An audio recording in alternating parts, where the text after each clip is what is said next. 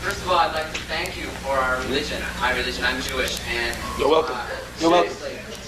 But now that I am a Jew and I am a part of a lineage belongs range of Jews, I would say that the experience of being Jewish is mine and not yours. And I think that, and it can be yours too. I mean, everybody can experience. But there's an African Jew in the back room there. But I have a problem with what you said about. Somebody said, well, what are the Jews to do, right? You know, where are they to go? Well, they should do what the Christians and the Muslims and the Buddhists do.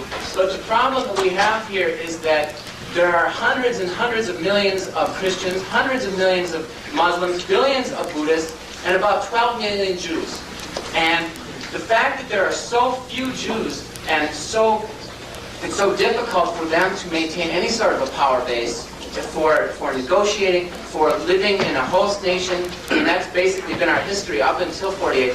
I'm not saying that the answer is to displace another people, but I'm saying that we're in a situation here where, and another point just very quickly, you said that the Jews came to Israel or to Palestine with arrogance. Most of them came with empty stomachs and disease and death, you know, the taste of death in their mouths. So, you know, the idea of you know, that type of picture really isn't that accurate. The leaders, the Zionists, maybe the initial Zionists, you know, they were fat cats. I'm sure that's true. But the people, and what we're talking about here is people. You know, people were you know, in the midst of their suffering. But I think you come to corroborate my point. I said that Zionism came to dominate over the region of Judaism at the height of 1939, 1940 with Hitler. I said it. And that's they're using Jews as cannon fodder. I think I said it. I outlined the strategy. I even said they worked hand in hand with the Nazis, allowing Jews to go and exterminate it so they will get afraid and move to Palestine. So you corroborate what I said? What are the Jews to do? I repeat. Listen to me very carefully. How many Jews are there in America? Do you know? About 5 to 6 million. 5 to 6 million. Let's give them 6 million. How many Africans are there in America? Do you know? Let me tell you, 50 million. 20%? No, 50 million. I'm telling you, it's the truth. It's the truth, 50 million, and you can do it very quickly. 60% of the American population live in urban areas today. True or false? In every urban area in America, at least 1/3 of it is occupied by Africans. True or false? Of course. And then when you go ahead, don't let them fool you with this nonsense. I know my work. Now, when you go to the South, you will find in the South in many states, starting going down from North Carolina, South Carolina, into Louisiana, Alabama, Mississippi, all the way into Texas, at least for 1/3 of the population in all of these states, sometimes going almost to 1/2, as in the case of Mississippi. So I say 50 million. All right, now let me ask you a question. Out of the 6 million Jews in America and the 50 million Africans in America, who suffer the worst discrimination? Africans, no question. No question. So this question of the number doesn't seem to make very much sense to me. Because according to you, since there are only 6 million Jews in America and we're 50 million, they should leave us alone and lynch you. Which population? And just following your logic. Right. Which population would be easiest to destroy? Obviously, let me make another point. In terms of numbers. All right, let me make another point. The opposite side of it. Out of the two, which has more power in the society and more access to power in the society? The 6 million Jews or the 50 million Africans? Thank you. Now to come back. In certain circles, in other areas, that's not the case. Okay, but anyway, It's not an easy question to answer because it's... No, in relation to the Africans. No, in relation to the Africans. It's easy to answer in relation to the Africans. For example, we have more elected officials in the Democratic Party than Jews do. True or false? I'm not a member of the Democratic. I don't know. I don't know. But I mean, you can figure out that certainly we have more elected officials than Jews in the Democratic Party.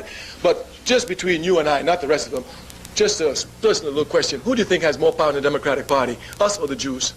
Jews. I know you don't know. I know. So, anyway, one thing is clear, and let's look at it this way. The Democratic Party makes a foreign policy of giving aid. Who gets more money, all of Africa or Israel?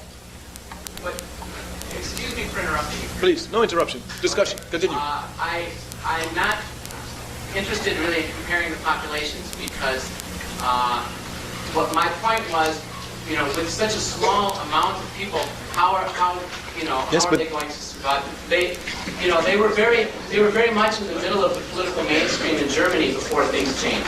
Things can change here. I'm totally convinced of that. The corruption of this country is clear. You know, there's no question. It can change any time. My ass is on the line. You know, that's it. No question. I have no place to go. No, but I also said to you, and I repeat, well, I'm Joe Wabanini. You let him on the reservation?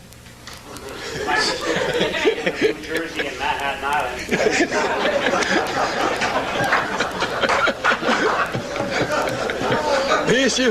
The issue was raised following the logics of what you said.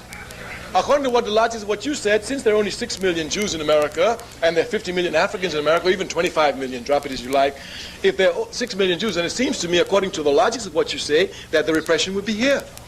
But in all the history of America, I think, in all the history I've done, you may know better than me, I don't think I've seen more than 10 or 12 Jews lynched in the whole history of America. All right, well, I'm sure, but even the proportion in relationship to us is nothing to even wink your eye at, I'm sure. Well, but 1/3 of our entire population was destroyed in Germany. I mean, you know, that's pretty big. Yes, but you see, you don't understand what I'm saying. I'm saying this 1/3 was destroyed with the active collusion of Zionism and Nazism. Well, that really is a strong one, isn't it? No. I'm just finished. Let me just finish. I'm coming. Yeah, finish. I want to go back. The position which the other man raised, he said, you know, well, the Jews are oppressed in Poland, they're oppressed in Britain, they're oppressed in France, they're oppressed in America. Where should we go? But I find Israel having perfect relationships with America. As a matter of fact, as far as I'm concerned, when Israel says jump, America says how high. That's the relationship I see. So it seems to me that if one would look seriously at the relationship, it seems to me that Israel, the state of Israel in relation to America, is in no junior partner. As a matter of fact, it's almost full-fledged partner. When America says don't do something, they say, America, we're not going to do it, and you're going to give us money, and they give them. This is a fact. You can look at it anywhere. So the statement which you make is not clear. If the Jews are discriminated in America, you understand, I'm not saying that there's not anti-Judaic sentiment in America. I can never not say that. It exists, yes. But you can never tell me that this anti-Judaic sentiment could ever reach the level of active discrimination and active terrorism against the African masses in the country. So it's clear that even if the Jews are supposed to be more discriminated than we are, you must tell us what trick you use to get the power you have with America.